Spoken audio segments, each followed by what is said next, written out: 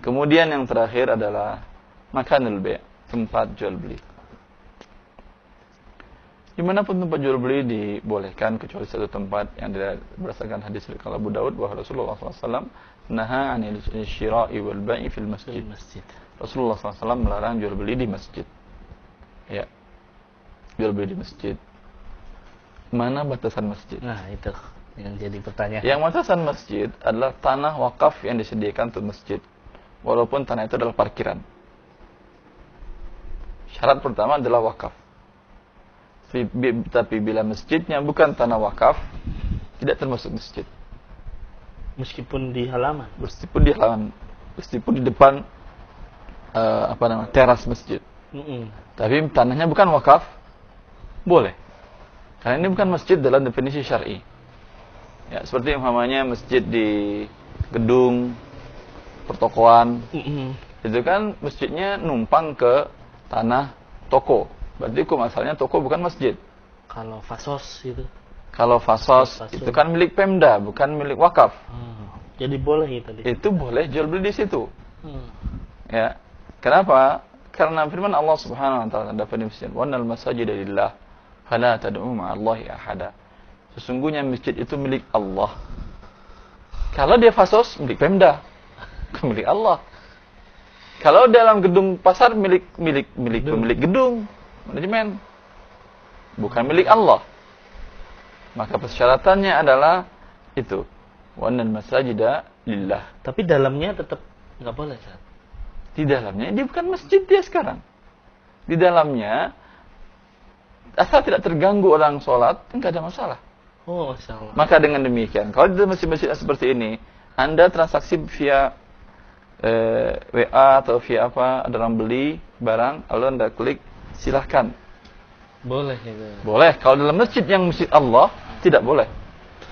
Jadi Anda terima telepon, ada klien mau datang atau umpamanya ada deal transaksi sekian via telepon di masjid, keluar dulu dari masjid. Keluar dari batasan tanah masjid. Parkiran, lewatin parkiran dulu. Di sana baru bilang, "Ya, sekarang saya jual harga sekian." Di dalam tadi termasuk Anda jual beli di dalam masjid dan diharamkan. Dia tidak merusak akad.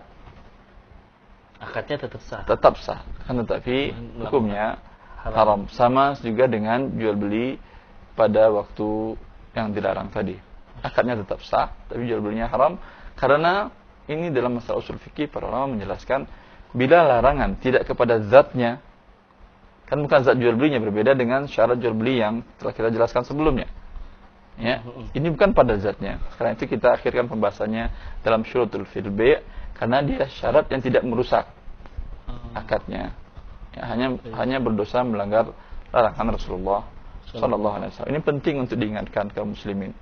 Karena hal yang pertama tadi mengenai waktu, kadang ada beberapa kantin, beberapa kios di sekitar masjid yang bukan di dalam tanah masjid, ya, masih buka, padahal azan sudah dikumandangkan. Kalau Jumat mutlak, kalau sholat 5 waktu tolonglah perhatikan, ya, agar mendapatkan keberkahan seluruhnya. Ya, kalian begitu juga dengan tempat ini juga sering banyak masjid-masjid kaum muslimin sekarang di depannya jual siwak, jual topi perlengkapan sholat.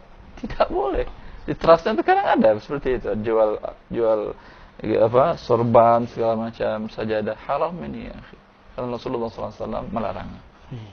Jadi ini pengetahuan baru kepada pemirsa ya, artinya karena masih banyak bertanya mana sih batasan masjid. Jadi kalau dari sini kita jelas intinya ketika masjid itu wakaf dan lillah, berarti di situ haram mutlak semuanya. Mutlak semua, walaupun parkiran. Tetapi ketika itu bukan wakaf ya, seperti fasum atau mungkin masih di kantor, itu kan memang bukan wakaf gitu. Kantor itu sampai di dalamnya pun boleh. Nah, itu. Jadi ini pengetahuan detail ini tentang jual beli di dalam. Tapi ya tentu nggak mungkin Anda bawa tas, bawa buku di dalam masjid fasos. Maksudnya sini mungkin nelfon atau SMS atau pakai WA net. Artinya ketika kita sama temen transaksi itu ya ini juga. bagus nih jam nih gitu kan. Iya, betul. Boleh berarti gitu kan. Boleh. Artinya. Cuman ketika wakaf, hati-hati. Di parkiran pun tetap tidak boleh. Tetap gitu kan. tidak boleh. Nah, padahal makanya ketika adakan tablik akbar atau apa ternyata masjid itu wakaf Ustaz. Ya. Tapi banyak yang jualan gitu. Haram ini. Nah, ini Perlu perlu diingatkan panitia. diingatkan ini dan para panitia kajian juga harus mengingat ini masjid wakaf bukan. Kalau memang iya berarti jualannya di luar parkiran tersebut. Baik, Ustaz. Dan sering juga tablik akbar seperti ini namanya bedah buku. Nah, gimana? Bukunya kan akan jual belinya di dalam masjid antara panitia dengan peserta. Ini haram ini ya, akhi. Kalau mau beli buku, jual buku, sediakan di luar masjid tersebut. Silahkan buku ada di sana, akad jual belinya di sana.